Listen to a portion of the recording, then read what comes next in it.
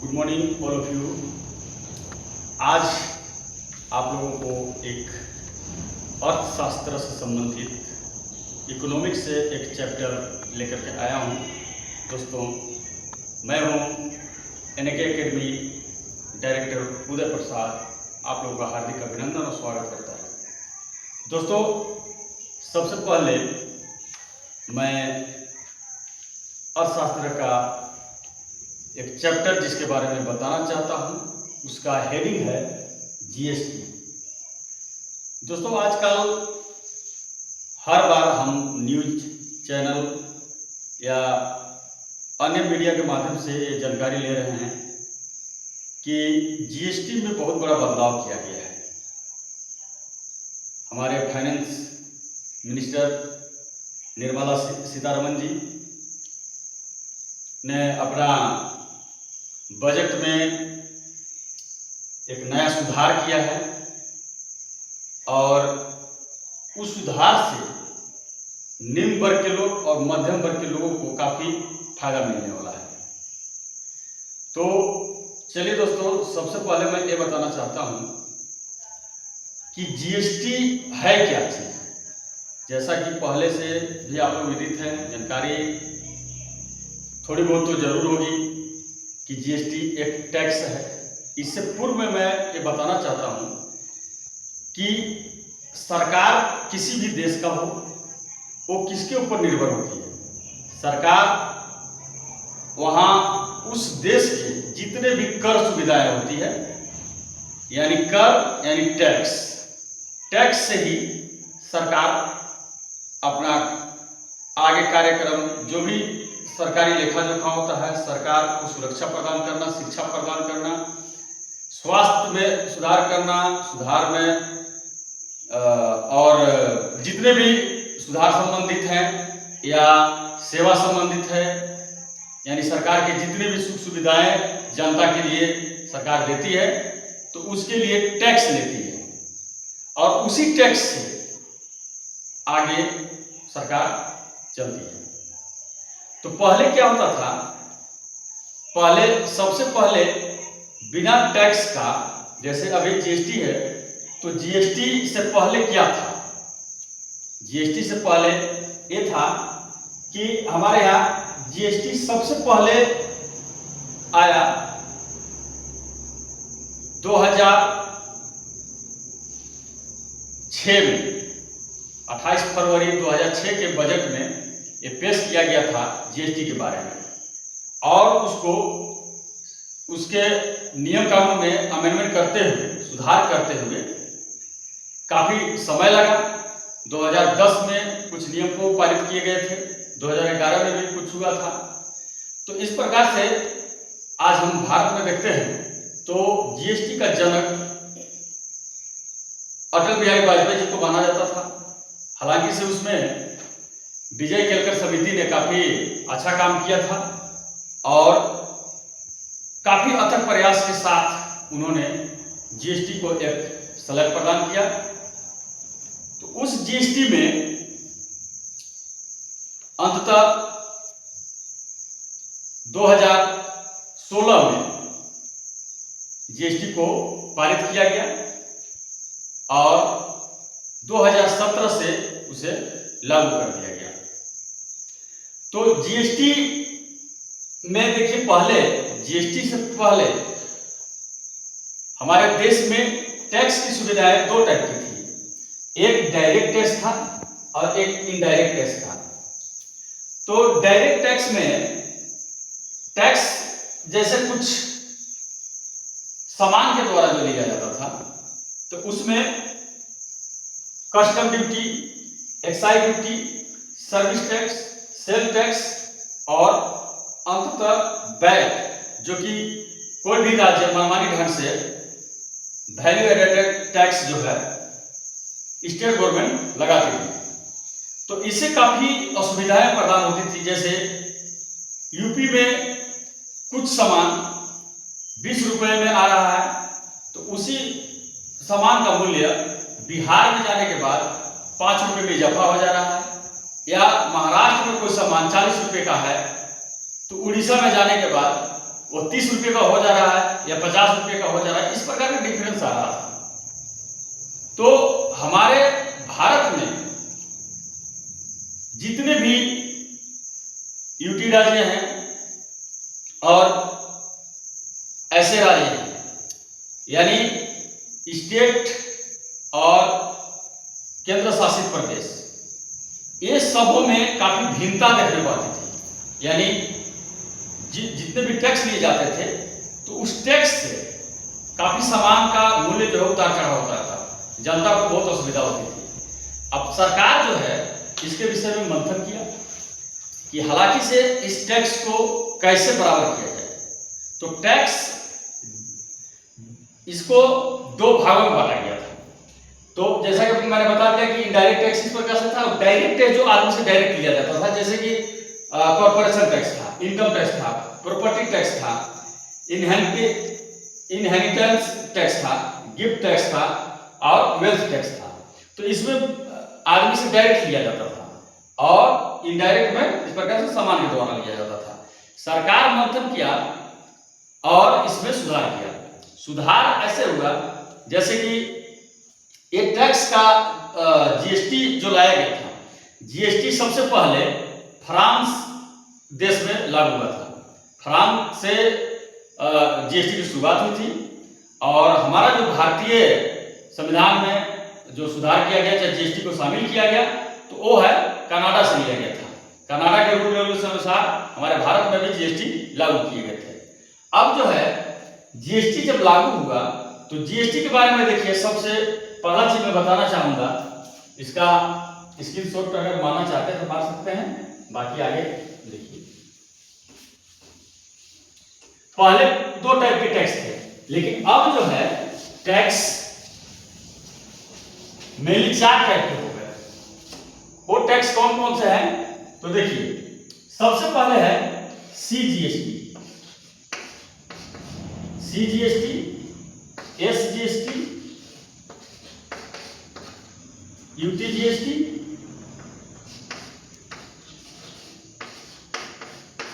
और आईजीएसटी। ये 4 टाइप के टैक्स जीएसटी में बना दिए गए। अब जीएसटी में ये सारे जो चारों स्लैब हैं, चारों, इसके बारे में बताने से पहले मैं ये बताना चाहूंगा कि जीएसटी होता क्या चीज है। जीएसटी है, जी से है गुड्स एंड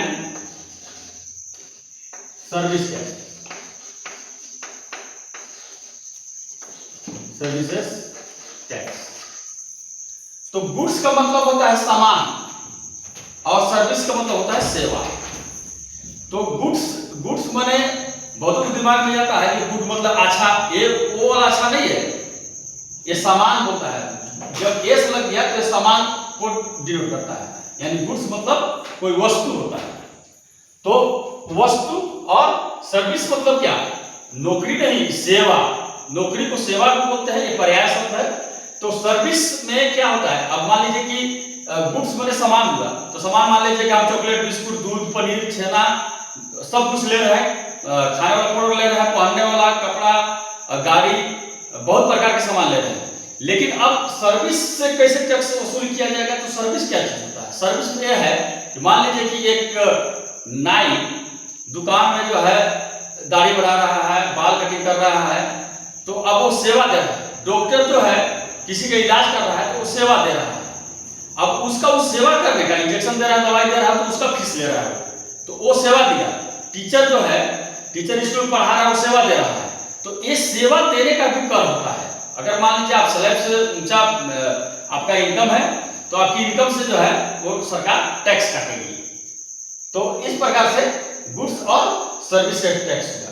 अब देखिए सीजीएसटी का मतलब होता है सेंट्रल जीएसटी, यानी ये केंद्र का है। ये क्या है, केंद्र सरकार का है। एसजीएसटी क्या है, तो ये है स्टेट गवर्नमेंट का, यानी राज्य सरकार का है, राज्य सरकार का। यूटीजीएसटी, जैसे कि हमारे भारत में 7 जो है अभी 8 केंद्र शासित प्रदेश बनाए गए हैं, तो उसमें केंद्र शासित यानी यूनियन टेरिटोरियल जीएसटी। तो एक क्या हो गया, केंद्र शासित, केंद्र शासित जीएसटी। अब आईजीएसटी, ये जो है थोड़ा पेचीदा वाला जीएसटी है। इसमें होता क्या है कि आईजीएसटी ऐसे दो राज्यों के बीच बनाए गए हैं। जैसे मान लीजिए एग्जांपल के तौर पे महाराष्ट्र में कोई माल का निर्माण हुआ, प्रोडक्ट वहां निर्माण हो रहा है और वहां से माल उड़ीसा भेजा गया। तो अब है कि उड़ीसा वाला बोलेगा कि हम माल ले रहे हैं तो मुझे टैक्स चाहिए, और महाराष्ट्र बोलेगा कि हम यहाँ से माल भेज रहे हैं तो हमें भी टैक्स चाहिए। और केंद्र सरकार जो है वो तो सर्वसर्वा उनको मिलना ही है। तो उसमें अब केंद्र सरकार क्या नियम बनाई इसमें कि जहां से माल उठाया जाएगा, इसको डेस्टिनेशन टैक्स भी बोला जाता है, यानी गंतव्य स्थान तक जहां माल पहुंचाया जाएगा उसको टैक्स मिलना चाहिए। आपको केवल प्रोडक्ट जब निर्माण कर रहे हैं उसका टैक्स आपको मिलेगा। यानी कि पहले होता क्या था कि 18% जो है सरकार टैक्स लेती थी। अभी जो फिलहाल जो टैक्स का अमेंडमेंट किया गया, इससे पहले क्या था 18% स्लैब जो है 12%, 18% और 28% का था। अभी इसमें सुधार करके दो ही टाइप के टैक्स बनाए गए हैं, 5% और 12%। उसके बाद आगे जो है लग्जरियस जितने भी गाड़ी है, सुख सुविधा है, उसमें 40% का स्लैब बनाया गया।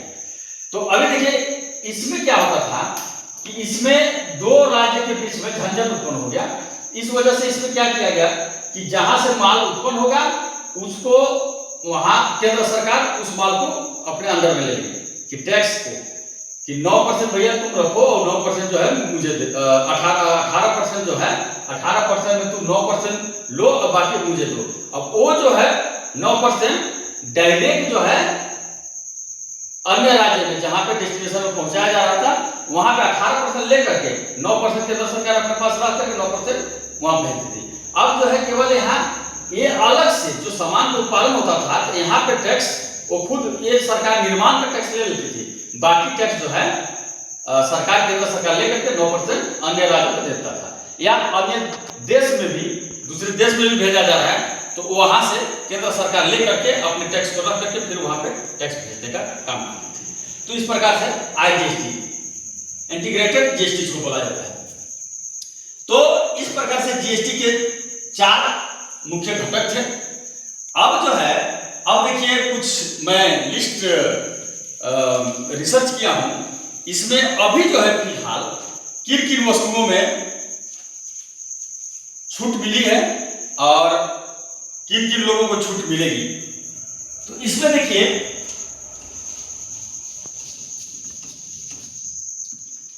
अभी सबसे पहले जीएसटी की स्लैब 12 और 5, 12% और 5%।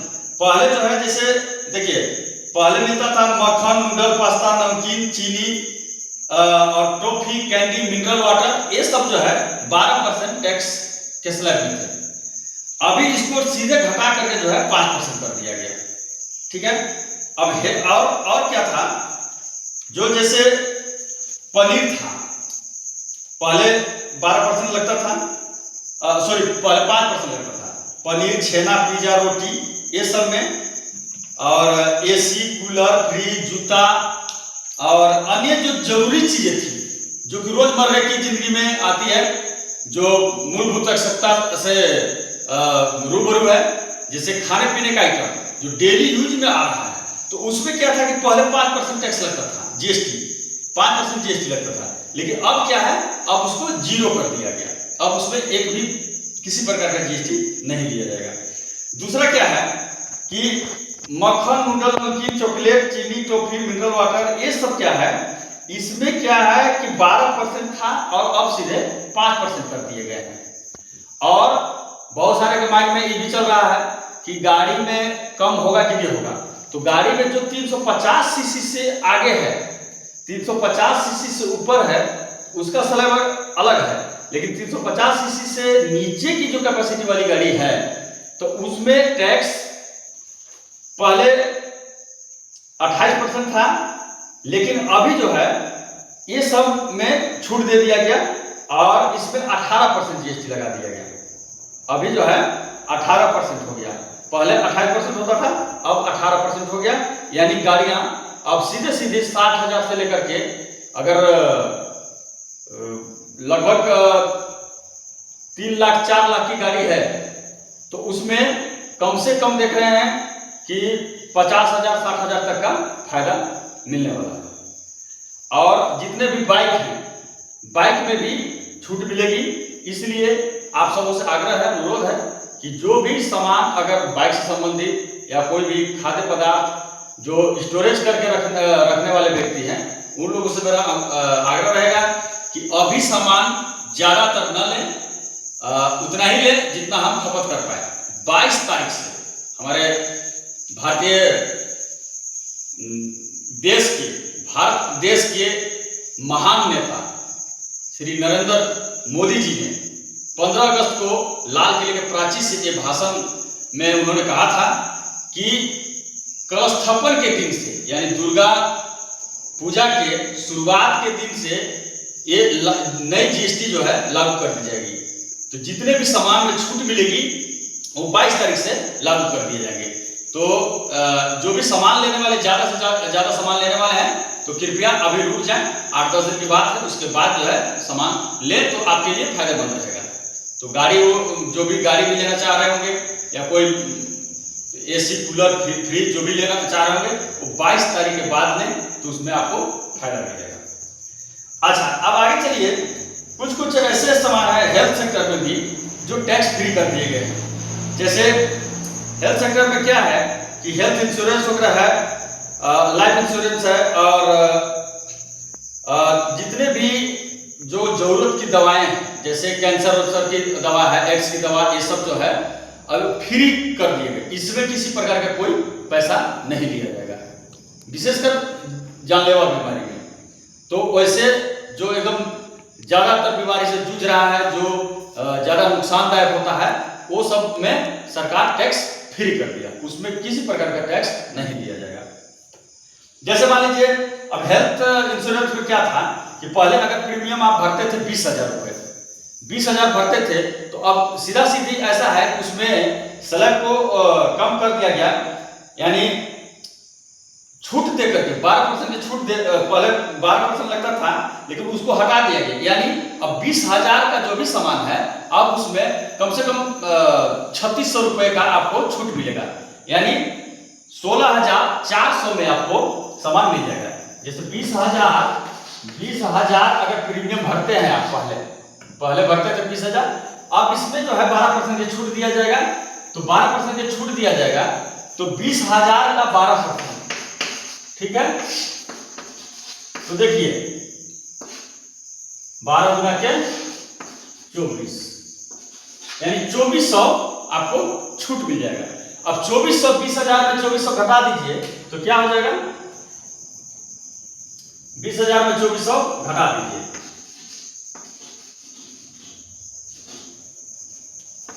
देखिए एकदम बढ़िया सब आपको फंडामेंटल बता रहा हूं कि यहाँ पे हो गया 6, 9, 7 और यहाँ 1, यानी 17,600, 17,600 आप अभी भरेंगे। तो मतलब 2,500 से 3,000 के बीच में इस प्रकार से इतना रेशियो में बचत हो रहा है। और मान लीजिए ज्यादा प्रीमियम भरते होंगे तो उसमें ज्यादा आपको मिलेगा, यानी 12% की छूट मिलेगी। तो इस प्रकार से, और मेडिकल में है थर्मामीटर, मेडिकल ऑक्सीजन जांच की किट्स, ग्लूकोमीटर, नजर वाले चश्मे, इस सब में भी 12% छूट करके 5% तक कर दिया गया। तो काफी जो है जीएसटी में, नई जीएसटी में सुधार किया गया है। और अब जैसे देखिए, अब इसमें कुछ 40% जो रखा गया है, तो 40% किसे देना है, तो 40% उन लोगों को देना है जिसे खाने पीने में जो है खाना आदमी को जीवन जीने के लिए क्या क्या चीज जरूरत है, रोटी है, दूध है, चावल है, दाल है, सब्जी है, ये सब जो है मुख्यतः भोजन है। अब इसके अलावा भी मन चटकदार खोज रहा है कि हम बहुत बढ़िया ब्रांडेड दारू, सिगरेट उगरेट पिएंगे और फर्स्ट क्लास पी करके आओ भाजते रहेंगे तो भाई 40% दीजिए, उसके बाद भाजते रहिए। उसमें जो है दारू में, सिगरेट में इस प्रकार का 40% रख दिया गया। अब जैसे लग्जरियस कार वगैरह है, तो लग्जरियस कार में जैसे अब मान लीजिए करोड़ों में है, तो उसमें जो है पहले तो टैक्स लगता था 50% तक, इसमें GST लगता था, लेकिन अभी जो है 40% तक इसको कर दिया गया है। तो लग्जरियस की समझ तो अभी बहुत दूर है। हम लोग मध्यम वर्ग के लोगों को इतना ही काफ़ी है जो सरकार ने अभी छूट दिया है। तो मैं एक बार पुनः जो है आप सबों से आग्रह करूंगा कि जितने भी सामान आप खरीदने के लिए सोच रहे हैं उनको कृपया 22 तारीख के बाद लें, तो आपको अच्छा होगा। और इस नई GST के लिए मैं अपने तहे दिल से केंद्र सरकार को धन्यवाद देता हूं और आम जनता को बहुत बहुत बधाई भी देता हूं कि आपके लिए खुशखबरी है और इस प्रकार से सरकार का प्रशंसनीय काम है। इनके लिए मैं उनको सैल्यूट करता हूँ। जय हिंद, जय भारत।